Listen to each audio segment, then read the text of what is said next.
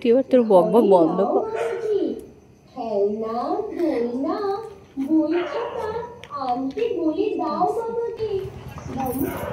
কার্তিকের বাবা কই?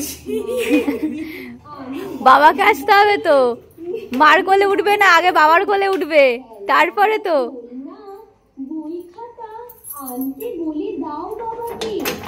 কারণ চিঠিটা তো বাবার কাছে যাবে।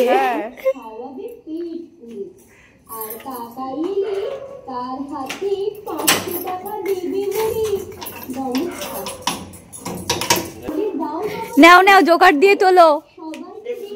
হ্যাঁ হ্যাঁ দাদা নাও। হ্যাঁ